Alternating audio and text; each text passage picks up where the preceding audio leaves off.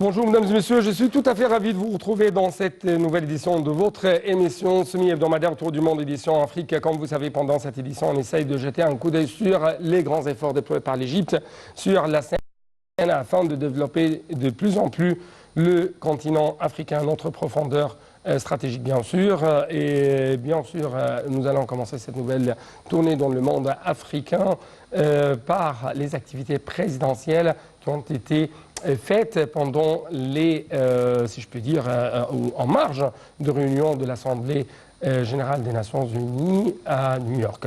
En fait, il y avait une déclaration tout à fait très importante et très intéressante lancée par le président Al-Sisi sur le barrage de la Renaissance. Et selon lui, ce barrage ne fonctionnera pas comme Pour vous donner plus d'informations, aucun pays ne peut s'exposer aux risques tels que la pénurie d'eau que s'il est en état de faiblesse. C'est ce qu'a alerté le président de Al-Sisi lors de ses échanges avec des personnalités américaines les plus mercredi à New York.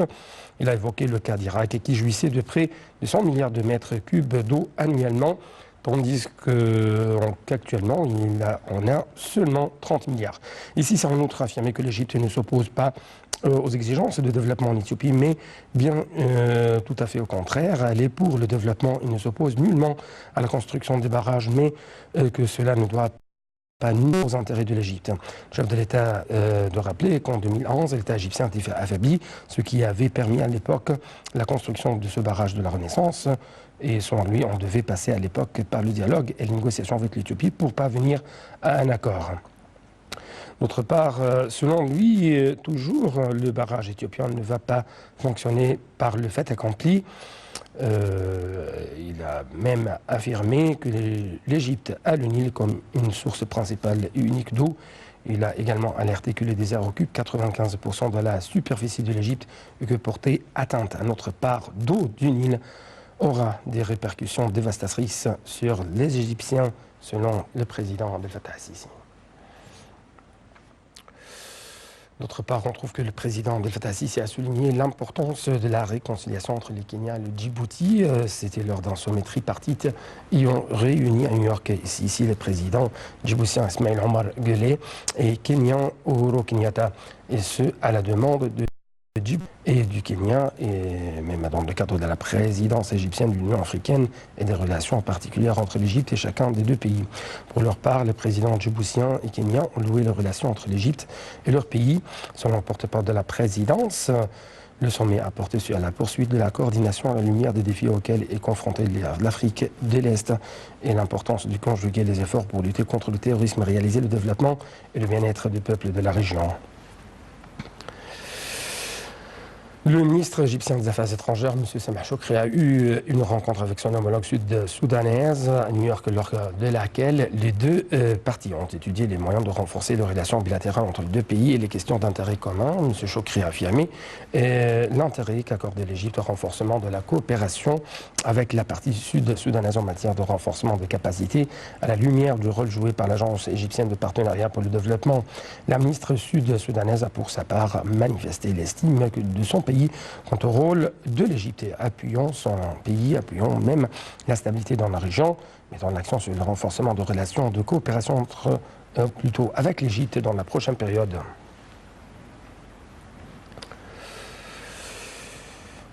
D'autre part, le ministre égyptien des Affaires étrangères, M. Sameh Shoukry, s'est entretenu avec son homologue burundais en marge de la 74e Assemblée générale des Nations Unies. La rencontre s'est focalisée sur les relations bilatérales au cours de sur la relation bilatérale entre les deux pays, outre l'évolution de la conjoncture africaine et régionale, ainsi que les dossiers d'intérêt commun. Au cours de la rencontre, le chef de la diplomatie a examiné avec son homologue burundais l'évolution des négociations sur le barrage éthiopien d'Al-Marda ou la Renaissance, exprimant la non-satisfaction de l'Égypte quant au prolongement des négociations. Le ministre des Affaires étrangères burundais a souligné sa compréhension de la position de l'Égypte et l'importance du Nil en tant que source de vie pour les Égyptiens. D'autre part, M. Shoukry s'est entretenu avec la ministre des Affaires étrangères de l'Afrique du Sud. Au cours de la rencontre, il a assuré que l'Égypte tenait à parvenir à un accord juste autour du barrage de la Renaissance. À Genève, l'Égypte a confirmé la centralité du droit à l'eau comme un droit de l'homme essentiel selon le délégué de l'Égypte auprès de l'ONU. Bien sûr, l'ambassadeur Ala Youssef a fait une allocution tout à fait intéressante devant le Conseil national des droits de l'homme. Donc justement, je dois vous donner les explications dans ce reportage.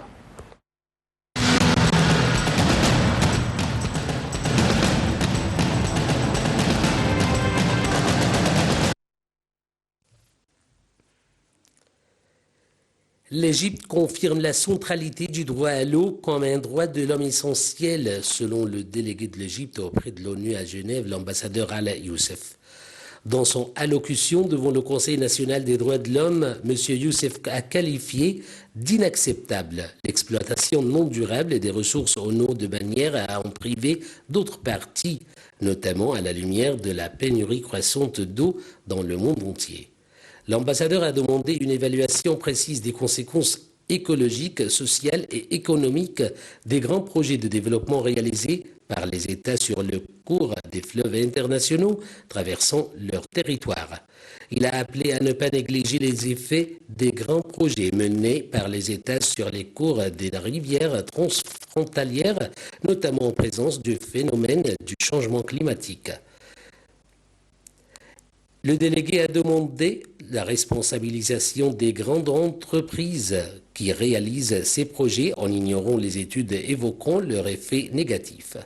Le Conseil a invité le rapporteur spécial sur les droits à l'eau potable et à l'assainissement à mener des activités de sensibilisation pour confirmer le droit à l'eau potable et à l'assainissement et faciliter les aides techniques avancées aux pays qui cherchent à renforcer ce droit au niveau national.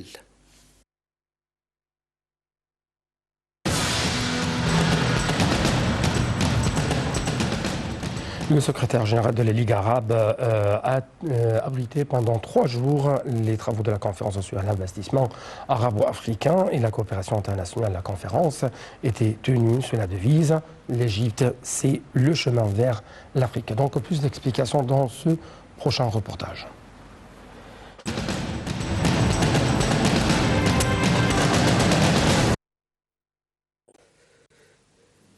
Le secrétariat général de la Ligue arabe abrite pendant 3 jours les travaux de la conférence sur l'investissement arabo-africain et la coopération internationale. La conférence est tenue sous la devise « L'Égypte et le chemin vers l'Afrique ». Elle est organisée par l'Union des investisseurs arabes sous l'égide de la Ligue arabe. Cette conférence vise à mettre l'accent sur le rôle de la femme arabe dans le renforcement du développement économique et social en faveur de la région arabe et africaine et constitue une opportunité d'accéder aux nouveaux marchés et de créer des investissements arabo-africains conjoints. La conférence œuvre aussi pour exploiter les ressources disponibles en Afrique pour mettre en œuvre la vision 2030 du développement durable des pays arabes ainsi que la vision 2063 des États africains. Dans un communiqué publié par la Ligue, l'ambassadrice Haïfa Abourazela, secrétaire générale adjointe en charge des affaires sociales de la Ligue arabe, a affirmé l'importance de renforcer les relations d'investissement économique et commercial avec l'Afrique et de conjuguer les efforts pour renforcer les échanges commerciaux arabo-africains et hausser les investissements conjoints. Haïfa Abourazela a incité les pays arabes et africains à investir dans les différents domaines, notamment celui du tourisme, qui a un rôle important dans le rapprochement des peuples et l'enracinement des traditions.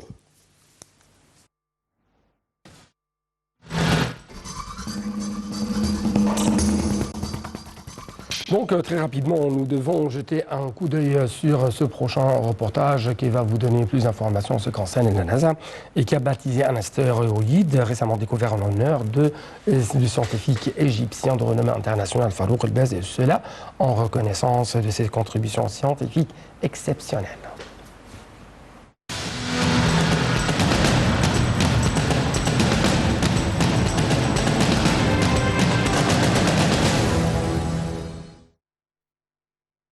La NASA a baptisé un astéroïde récemment découvert en l'honneur de Farouk Elbez, le scientifique spatial égyptien, en reconnaissance de ses contributions scientifiques et exceptionnelles. Dans le même contexte, Elbez a annoncé que l'Union astronomique mondiale des Nations Unies avait annoncé le lancement du nom Elbez sur un astéroïde dans l'espace en raison de son rôle à la NASA, à commencer par le projet d'exploration Apollo, la surface de la Lune au milieu des années 60 du dernier voyage en commun américano-russe Apollo-Soyuz. C'est la première fois qu'un astéroïde égyptien est nommé dans le ciel. Farouk Elbez est né le 2 janvier 1938 à Zakazik, dans le gouvernorat de Sharqiya. Farouk Elbez est un scientifique égypto-américain qui a participé au programme Apollo. Son travail a consisté notamment en la sélection des sites d'alunissage. Il a également formé les astronautes à l'observation et à la photographie lunaire. En 1969, la première mission sur la Lune n'a pas pour vocation d'étudier la composition géologique de l'astre. Les ingénieurs de la NASA souhaitent uniquement emmener un homme sur la Lune et le ramener en sécurité sur la Terre. C'est en cela que la mission Apollo 11 et les 2 heures et demie de marche lunaire sont considérées par les géologues comme un vrai succès.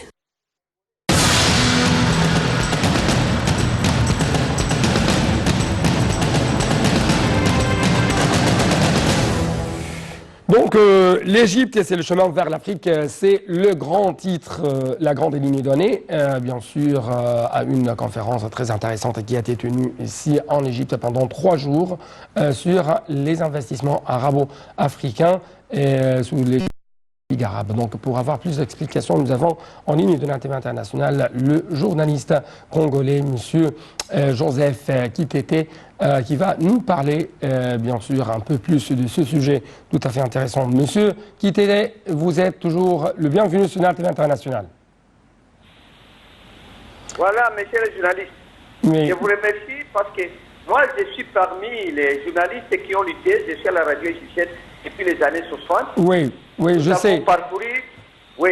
Oui. Vous m'écoutez bien. Et vous avez une longue expérience, bien sûr, dans le domaine des médias, dans le domaine des politiques entre les Africains et les Arabes, notamment les Égyptiens, bien sûr, qui sont en même temps, et bien sûr, je parle des Égyptiens et des Africains par nature.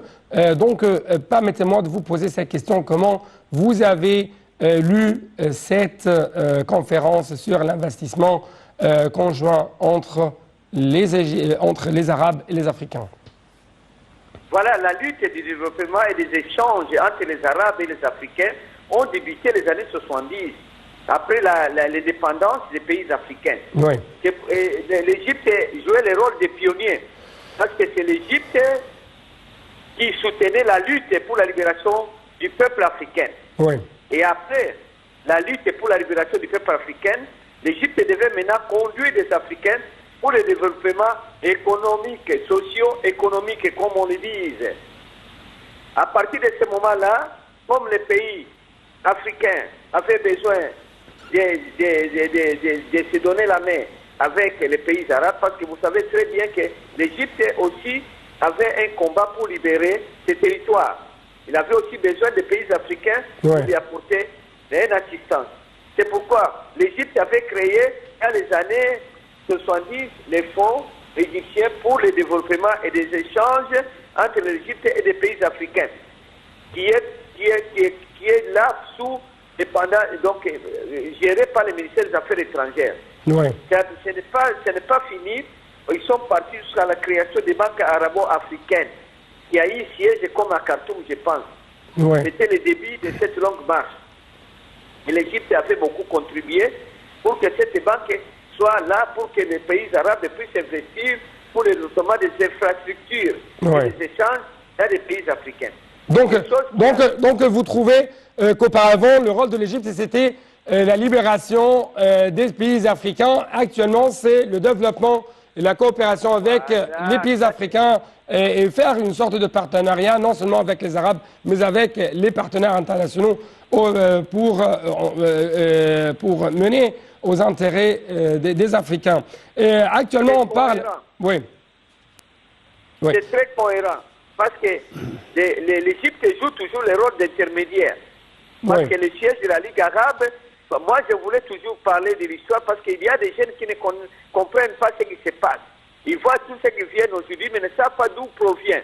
C'est pourquoi moi je vous dis l'Égypte incarne aussi la Ligue arabe. Le siège de la Ligue arabe est au Caire, en Égypte.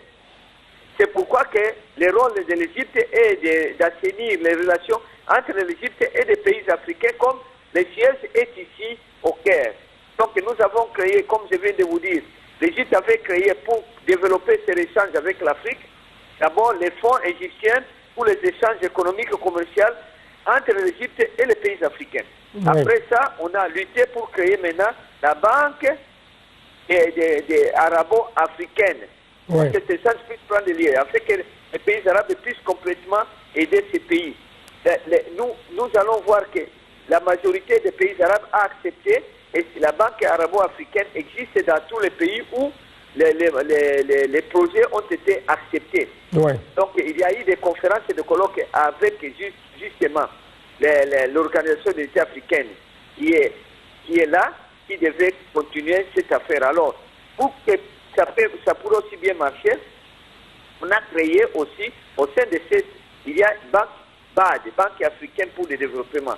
Cette banque continue à jouer des rôles et continue toujours à coopérer avec d'autres banques qui sont comme la Banque arabo-africaine pour le développement, afin que les projets puissent être réalisés.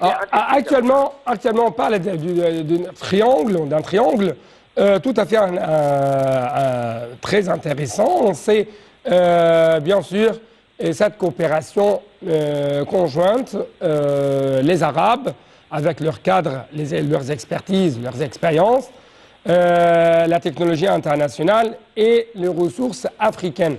Donc, comment vous trouvez ce triangle? Moi, je vais vous dire une chose. La première des choses que moi je peux dire à ces gens ou ceux qui nous suivent, il y a ceci, à nos autres. Il y a ceci. La première des choses, vous savez très bien que les fonds dans des pays, nos pays à voie de développement, nous avons des obstacles. On ne peut pas investir dans des pays où il y a les combats, où il y a la guerre. Les pays africains, la majorité, sont menacés par des guerres. Donc, la majorité des fonds qui étaient destinés pour développer et assainir les relations vont maintenant dans le sens de sécurité. Donc, ils vont pour financer maintenant les problèmes sécuritaires des pays. Parce que sans la paix et la sécurité, on ne peut pas investir dans un pays. Et cette lutte, c'est ce qui fait que qui met toujours des problèmes, la dérapage, et qui freine toujours cet développement. Mais l'Égypte n'épargne aucun effort. Il organise des colloques, il organise des symposiums, il invite les Africains. Et aussi comme actuellement l'Égypte préside, l'Union africaine, président Sisi avait pris cette initiative d'appeler des pays européens qui viennent. Donc, avant que les pays Europe où il était viennent, il voudrait que les pays arabes et les Africains se mettent d'accord pour voir d'abord comment ils peuvent et même échanger et comment ils peuvent se préparer suivant les circonstances et changements dans les annales et les arènes politiques et économiques mondiales. Oui. Merci beaucoup tout d'abord. Oui, merci beaucoup tout d'abord pour vos explications et bien sûr on espère vous rencontrer au plateau de l'ALTV International ici au studio. Mais actuellement je dois vous remercier infiniment encore une fois pour de telles analyses, de telles explications tout à fait profondes et qui ont même des dimensions non seulement stratégiques mais aussi historiques en ce qui concerne les efforts déployés par l'Égypte sur la scène africaine afin non seulement de libérer les Africains auparavant, mais afin de développer notre continent et nos frères africains d'aujourd'hui. Merci beaucoup et donc c'était tout pour cette édition, chers téléspectateurs, et je dois vous remercier encore une fois et bonne suite de nos programmes sur l'ALTV International.